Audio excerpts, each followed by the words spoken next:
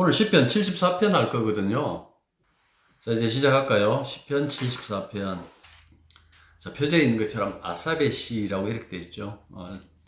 이 아삽은 다윗과 솔로몬 시대의 찬양 봉사자였어요. 그리고 이 합창단, 이 찬양단의 악장이었습니다.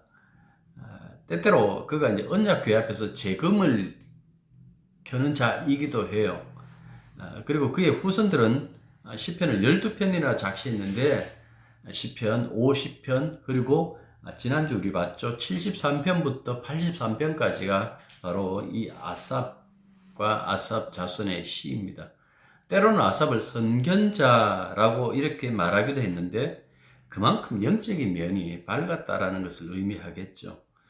그의 자손 대대로 성전에서 찬송을 부르는 그 직무를 맡았는데요. 바벨론 포로에서 귀환한 다음에도 그의 후손들이 성전 기공식의 찬송을 맡아 불렀다라는 그 기록이 남아 있습니다, 성경에. 자, 74편 1절부터 이렇게 보시면 이렇게 시작하죠. 하나님이여 주께서 어찌하여 우리를 영원히 버리셨나이까? 어찌하여 주께서 기르시는 양을 향하여 진노의 연기를 뿜으시나이까? 라고 이렇게 단식으로 시작하죠.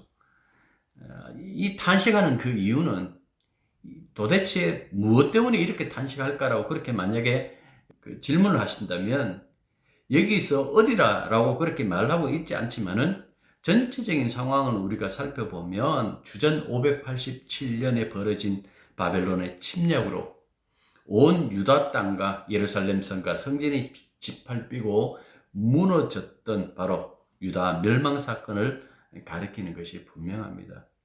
바벨론에 의한 멸망과 포로 생활은 시인에게는 하나님께 버림이었고 진노의 연기다라고 이렇게 얘기를 했어요. 진노의 연기라는 것은 이 연기가 하나님의 임재를 나타내는 중요한 그 모티브이기도 해요. 출애굽기 19장이나 뭐 이사야 6장에 보면 그 나오는데, 그런데 그 하나님의 그 진노가 원수들에게가 아니라 자기 양에게, 자기 백성에게 향했다라고 이렇게 단식하고 있는 거예요. 그러니까 하나님의 양떼라고 자부했던 이 유다가 이방 신과 이방 왕들에게 고통받는 것보다 더 큰 고통, 더 큰 충격이 있다면 하나님으로부터 버림당하는 것이겠죠. 세상에 자기 아비에게, 자기 부모에게 버림당하는 것보다 더 큰 상처는 없겠죠. 지금 시인은 그것을 지금 노래하고 있다라는 그 말씀입니다. 그래서 74편 전체를 이렇게 보면 굉장히 어두워요. 어둡고 하나님께 버림받아 파멸한 그 백성의 현실을 고스란히 나타내고 있습니다. 그 중에서도 정말 이 시인의 가슴이 미어진 것은 바로 예루살렘 성소가 더럽혀진 것, 바로 이 부분에 대해서 얘기를 해요.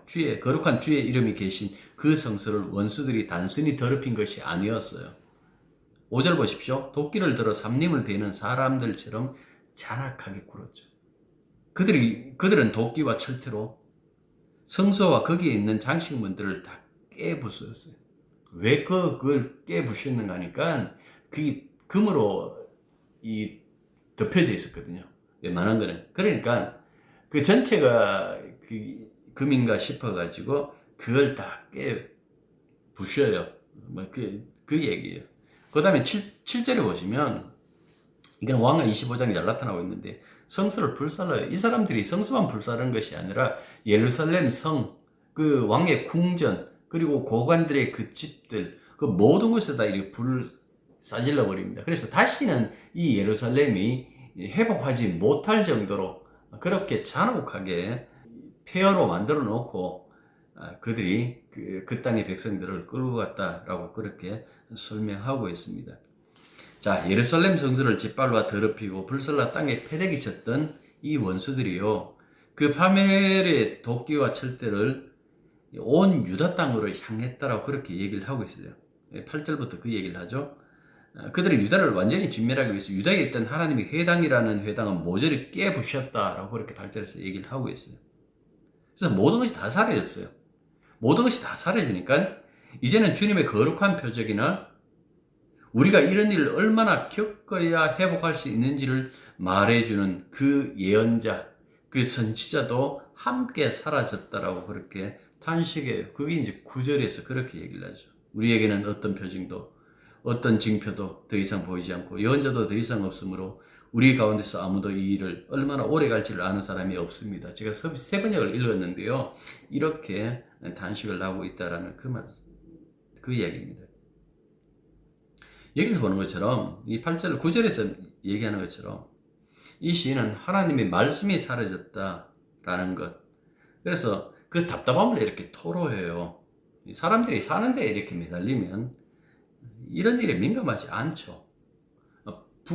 북왕조 이스라엘과 남왕조 이 유다가 왜 망했는가 가만히 생각해 보십시오. 이 사람들에게 하나님 말씀이 기갈, 말씀의 기갈, 그 말씀이 들리지 않았다, 말씀이 감춰졌다, 그 말씀이 봉해졌다 하는데도 눈 하나 끔찍하지 않다가 시차를 두고 하나는 722년 주전, 하나는 주전 587년 이렇게 시차를 두고 망했다라는 그 말씀입니다. 여러분들 집안이 망하고 나라가 망하는 것이 최고의 벌이라고 생각하겠지만은 성경에서는 그렇게 얘기를 안 해요. 가장 큰 벌은 하나님의 말씀이 사라지는 거예요. 하나님의 말씀이 사라졌다라는 것은 그 심판을 의미하거든요. 그러니까 그만큼 하나님 말씀이 그들의 생명인데도 불구하고 이들은 말씀에 대한 관심보다도 자기 사는 일에 연연하다가 사는 것이 아니라 도리어 죽었다라고 지금 성경은 우리들에게 이 말씀을 해주고 있는 거예요. 사무엘상 3장 1절에 보면 어린 사무엘이 선지자 노릇하는 것이 나타나요. 그런데 거기 3장 1절에서 이렇게 시작합니다. 보면 여호와의 말씀이 희귀하여 이상이 흔히 보이지 않았다. 말씀이 희귀했다라는 그 얘기예요.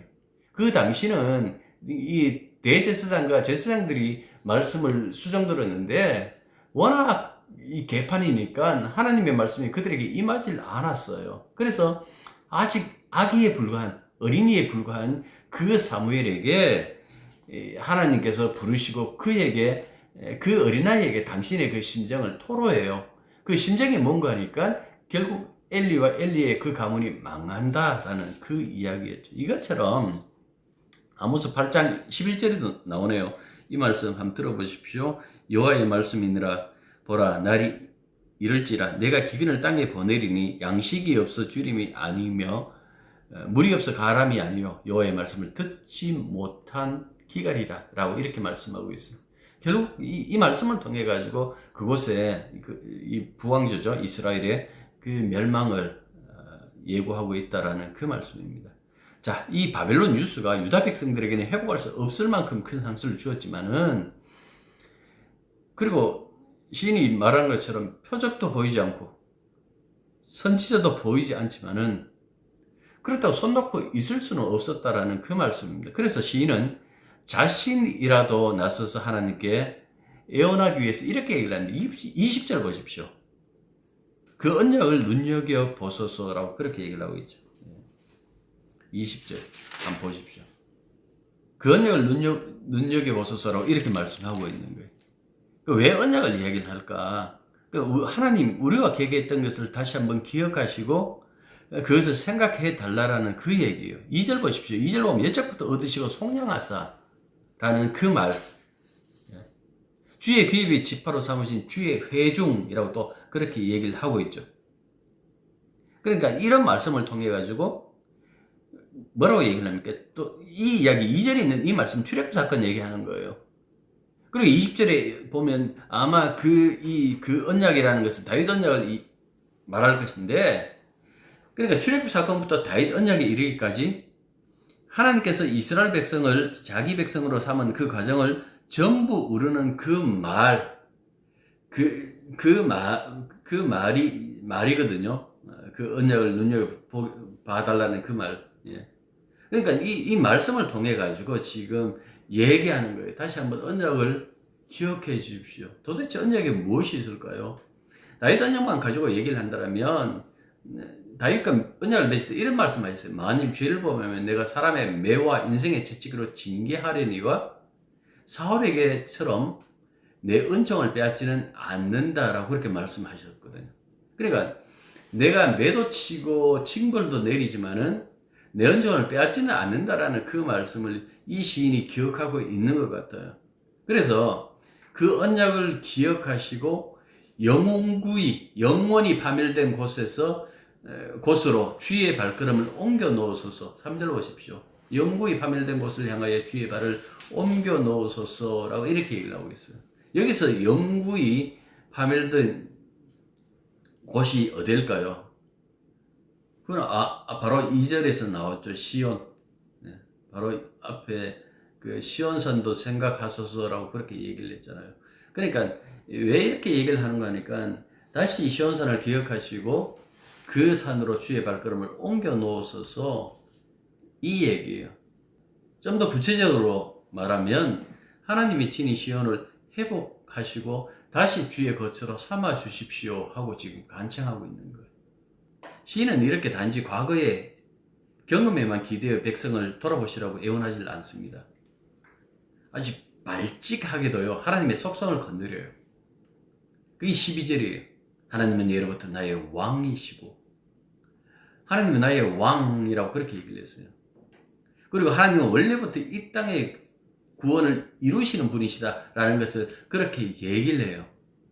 하나님이 어떤 분이신가라는 그 얘기를 할 때, 자, 13절부터 보십시오. 보시면 이런 얘기를 합니다.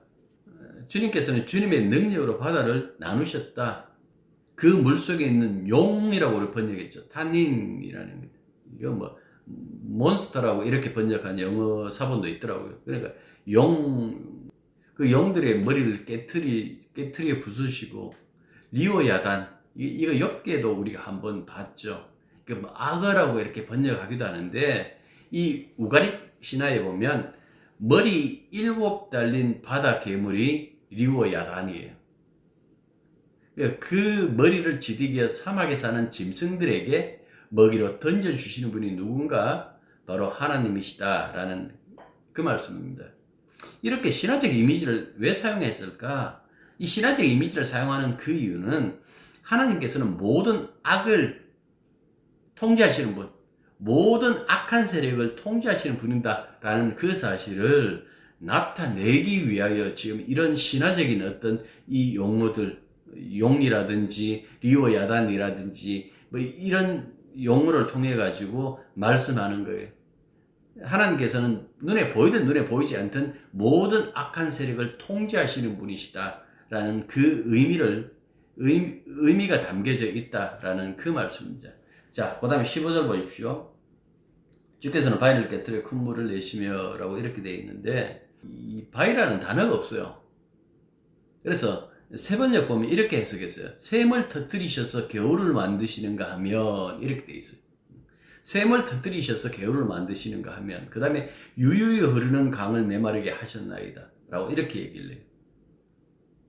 자, 샘을 터뜨렸다라는 이 말씀도 기억하시고, 그 하반절에 있는 유유히 흐르는 강을 메마르게 했다라는 것은, 이거는 뭐 좀 더 이렇게 우리가 넓게 보면 홍해를 육지처럼 건너게 한 그 사건, 밤새도록 동풍이 불어가지고 육지처럼 땅이 말라가지고 그쪽으로 이렇게 이스라엘 백성들이 건너가잖아요. 뭐 그 사건. 아니면 이스라엘 백성들이 약속의 땅으로 들어갈 때에 요단강을 말려버린다고요. 여호수아서 4장에 보면 이게 이제 이 홍해 사건의 이제 이 재판이다라고 이렇게 보시면 되는데, 그 땅을 요단강을 이렇게 완전히 이렇게 말려버린 사건이 있는데, 뭐 그것을 지금 의미하기도 하고, 아니면 아주 태고적으로 가버리면요, 물을 제거하고 땅을 드러나게 하신 것, 물에서 드러나는 것을 가지고 묻히라고 하잖아요. 땅이라고 그렇게 한다고요. 그 셋째 날인데요, 그 땅에 인간들도 거하고 나무들도 이렇게 심겨지고 하고 인간들이 거하는 어떤 이 장소로 되어지는데, 아무튼 이렇게 얘기하는 것은 뭡니까? 하나님은 창조주입니다. 그 얘기하는 거예요, 지금. 하나님은 이 세상을 창조하신 창조주 주님이시기에 모든 것을 다스리지 않습니까? 라는 그 얘기에 10절 보시고, 낮도 주의 것이요 밤도 주의 것이라 주께서 빛과 해를 마련하셨습니다라고 이렇게 얘기를 해요. 그 다음에 17절에는 여름도 나오고 겨울도 나오죠. 그러니까 앞에 낮, 밤, 뭐 여름, 겨울, 이거는 시간을, 17절 또 보시면 땅의 경계를 정하시고 라는 그 말이 있는데, 이거는 공간을, 그러니까 창조의 맨 처음에 하나님이 행하셨던 그 모든 것을 얘기를 하죠. 다시 말해서 시간과 공간을 창조하시고 그것을 다스리시는 하나님, 이 전능하신 하나님, 이 전능하신 하나님이시니까 우리를 기억해달라 하고 지금 매달리고 있는 거예요. 2절에서는 그 얘기를 했죠. 손수 지으신 회중 아닙니까? 누가요? 자기들이. 비록 잘못하고 못된 짓 하고 이렇게 벌받고 있지만은 우리가 바로 주께서, 창조주께서 손수 지으신 회중들이다. 그래서 기억해달라라고 이렇게 얘기를 해요. 18절에도 그걸 하죠. 기억해달라고 그렇게 얘기를 하죠. 무엇을? 창조주 하나님을 비방하고 주의 이름을 능욕하는 이 원수들, 그 얘기를 하죠. 그리고 22절에는 주의 일어나소서라고 그렇게 얘기를 해요.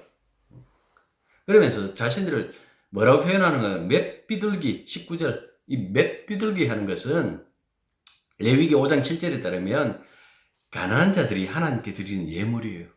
양들이에게도 그 재산이 안 돼. 이 돈이 없었어. 재물이 없었어. 양 바칠 형편도 안 되니까 이 비둘기, 이 맷 비둘기 이를 하나님 앞에 드리는 하나의 그 예물로 삼은 거예요. 그러니까 그렇게 얘기를 해요.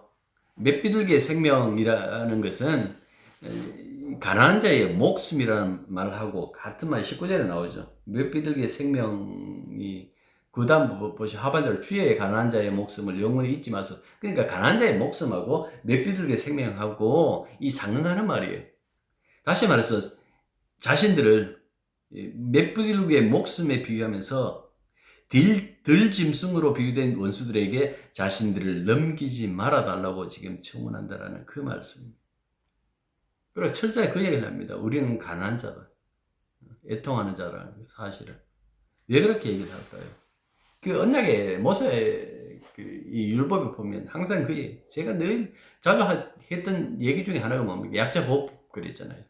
하나님이 그들이 고엘이 이 보호자가 되신다, 고엘이 되신다라는 그것을 상기시키는 거예요. 왜 그렇게 상기시키는 거니까 하나님께서 그 가난한 자와 나그네와 이 땅에 없는 자들의 그 고엘이 되셔가지고 그들을 함부로 했을 때 하나님께서 그 함부로 한 자들에게 보복하겠다. 내가 그들이 당한 그대로 갚아주겠다라고 그렇게 말씀했어요. 그러니까 그 어떤 절박한 심정을 여기에 담아놓고 이야기를 하는 거예요. 우리는 가난한 자입니다. 저들에게 저 악으로 부유한 자들이 우리들을 이렇게 지금 필요 이상으로, 우리 하나님 앞에 잘못한 건 알겠는데요, 필요 이상으로 이렇게 해코지 하니까 하나님 그 언약을 기억하시고 그들에게 갚아주시옵소서라고 지금 예언하고 있는 거예요. 그래서 20절 그 언약을 눈여겨봐서 이게 굉장히 중요한 말이에요. 여기서 왜 중요한 거니까 그 다음에 하반절 한번 보십시오. 그 다음에 어떻게 됩니까? 무릇 땅에 하는 것은 이거는 지금 약속 땅이에요. 가나안 땅이에요. 소위 말해서 하나님 백성의 살았던 그 땅의 어두운 곳에 포악한 자들의 처수가 가득하나이다라고 그렇게 얘기를 하고 있잖아요. 그러니까 얼마나 이 어둠의 세력들이 장악하여 구석구석 폭행을 하는지 견딜 수 없는 그 고통 속에서 자신들의 그 심정을 얘기하는 거예요. 제발 언약을 눈여겨보시고, 다르게 말하면 그 언약을 다시 한번 기억하시고 우리들을 불쌍히 여기달라고 그렇게 얘기하고 있다라는 그 말씀입니다. 그래서 22절을 보시면 자신을 지금 학대받는 자, 가난한 자, 궁핍한 자라고 그렇게 얘기를 해요. 이렇게 짓눌리고 가난한 자신이, 그런 백성을 대표하는 자신이 부끄러움을 당하지 않고 주의 이름을 찬송할 수 있게 해달라고 그렇게 기도하고 있죠. 그만큼 지금 상황이 급박하고 험악하고 아프다라는 그 사실을 말씀해 주고 있어요. 그래서 시인은 더욱더 간절히 이야기를 합니다. 주님 일어나소서. 주님 일어나소서라고 그렇게 얘기를 하는 것은 법궤가 움직일 때마다 주여 일어나소서라고 그렇게 얘기를 해요. 그러니까 주님 일어나소서라고 이렇게 얘기를 하면서 뭐라고 얘기를 합니까? 그 자신들의 죄를 얘기를 안 해요. 이렇게 얘기를 하죠. 우매한 자들이, 이 죄인들이죠. 원수들이죠. 종일 주를 비방했던 것을 기억하시고 주의 원통함을 푸시라고 이렇게 22절 보시면 족구예요. 원통이란 말 없어요. 이 원통, 주님은 원통하지 않아요. 웬거는 그 자기 자손들이, 자기 자식들이 언약을 파기했기 때문에 그 언약대로 집행하는데 집행하기 위해서 매로 사용한 것이 바빌론이거든요. 그런데 뭘 원통해요? 아닙니다. 원통을 푸시라고 촉구하는 것이 아니라 이렇게 번역해야 돼요. 주님을 위해 다투어 주십시오. 주님 자신을 위해 다투어 주십시오라고 이렇게 22절을 번역해야 맞다라는 그 말씀입니다. 왜 이렇게 얘기를 하는가 하니까 10절과 11절 보십시오. 원수들이 주의 이름을 능욕하고 주를 비방하는데도 주님은 오른손을 품에 두고 이 권능의 손인데요. 이 권능의 손을 품에 뒀다. 이게 쉽게 하면 이렇게 생각하면 될 것 같아요. 이렇게 우리가 이렇게 팔짱을 끼고 있잖아요. 이 팔짱 끼고 이렇게 지켜보고 있는 게 뭡니까? 관망하는 거잖아요. 관망하는 거. 그러니까 관망하고 있는 어떤 그 상태라고 이렇게 보면 되는 거예요. 적들은 더욱더 그 외침은 커지고 그들의 소리도 커지는데 주님은 가만히 관망하고 계십니까? 제발 주님이 일어나셔서 우리 대신 주님이 친히 다투어 주십시오. 싸워 주십시오. 라고 그렇게 이야기하는 것이 바로 시편 74편이다 라는 그 말씀입니다. 악은 세상에 여전합니다. 이렇게 간절히 탄원하는 신앙인들과 친부하신 하나님, 여러분 어떻게 생각해야 될까요? 왜 하나님 때로는 침묵하실까요? 아니, 침묵할 때가 더 많지 않습니까? 이런 시편을 읽으면서 우리는 뭐라고 얘기를 할 수 있을까요? 우리의 처지 속에서 전쟁을, 만약에 이 시편 74편은 우크라이나 성도가 이 시편을 가지고 주여 왜 우리를 이렇게 내버려 두십니까? 라고 그렇게 얘기를 했을 때 과연 하나님께서는 응답하실까요? 그렇다면 우리의 좁은 눈, 우리의 이 작은 머리로 가지고 섣불리 판단해서는 안 된다는 것은 분명하겠죠. 우리가 할 수 있는 것은 이 시인처럼 이것밖에 없어요. 20절 그 언약을 눈여겨보소서. 우리가 기댈 수 있는 것이 있더라면 바로 주님의 언약이에요. 우리의 모든 행위가 하나님으로부터 외면받는 악행이라면 이제 우리는 언약에 기댈 수밖에 없다라는 그 말씀입니다. 그런데 성경에는 그 얘기를 하잖아요. 히브리서 9장 15절 보면 우리 주 예수 그리스도는 새 언약의 중보자라는 그 사실에 대해서 우리들에게 얘기를 해줘요. 그리고 히브리서 12장에서는 그런 얘기를 합니다. 우리가 그분의 십자가에서 뿌린 피를 통해서 하늘에 있는 시온으로 들어간다라고 그렇게 얘기를 하고 있어요. 그렇다면 우리가 지금 이 땅에서 힘들고 어려운 일을 당한다고 했을 때에 왜 내가 그렇게 기도하는데도 안 들어줍니까? 하나님 없는 것 아닙니까? 라고 해야 되는 것이 아니라 그 언약을 기대어 가지고 하나님의 그 긍휼하심과 그 은총을 기댈 수밖에 없다라는 그 말씀입니다. 그래서 그 언약을 눈여겨보소서. 그 언약이 뭐겠어요? 십자가 언약, 새 언약. 그 새 언약을 가지고 주님 앞에 나가서 눈여겨보시고 우리를 불쌍히 여겨달라고 그렇게 기도할 수밖에 없다라는 그 말씀입니다. 한 가지 분명히 말씀드린 것은 이 시인의 기도가 응답될까요? 응답되지 않을까요? 응답됩니다. 그가 원했던 바로 그 당장이 아니지만은 결국 응답되는 그 모습을 우리가 볼 수 있다는 그 말씀입니다. 언제 주님 오실지 우리가 몰라요. 당장 이 순간일 수도 있겠죠. 그러나 우리는 기다리면서 주님의 그 새 언약에 기대어 가지고 주님께 우리를 도우소서, 기억하소서라고 그렇게 손을 내밀면서 살아가는, 어떻게 보면 막연할 수도 있지만은 이 막연함의 끝이 여러분들 놀랍게도 천국이다. 그렇게 얘기를 하고 있어요. 하늘에 있는 시온이다. 하나님의 존전이다. 라고 그렇게 말씀하고 있어요. 이 실제적인 어떤 그 결과에 들어가기 위하여 오늘도 오직 이 새 언약, 그 십자가의 언약만 붙들고 주님을 바라보시는 여러분들이 되시길 바랍니다. 기도하겠습니다. 정말 속이 뒤집어지고 답답한 그런 일을 당할 때 지금 당장 주님의 응답이 없다고 원망하고 돌아서는 자들이 아니라 끝까지 그 언약을 기억하며 그 언약을 붙들고 주께 모든 것을 맡길 수 있는 믿음의 사람들이 되게 해 주시옵소서. 주의 사람들이 어떻게 이 땅에 살았던가, 그들이 끝까지 포기하지 않은 것이 무엇인가, 이런 부분들을 생각하면서 믿음으로 사는 그 삶을 달갑게 받아들이며 늘 주님과 동행하는 저희들이 되게 도와주옵소서. 예수님 이름으로 기도드립니다. 아멘. 여러분들 오늘 저녁에 잠깐 짬내 갖고 잠깐이라도 되니까 내일 수능 치는 아이들, 그 아이들 마음속에 평안을 주십시오. 시험 잘못 쳤다고 엉뚱한 생각하는 아이들이 없게 해 주십시오 라고 꼭 한번 기도해 주시길 바랍니다.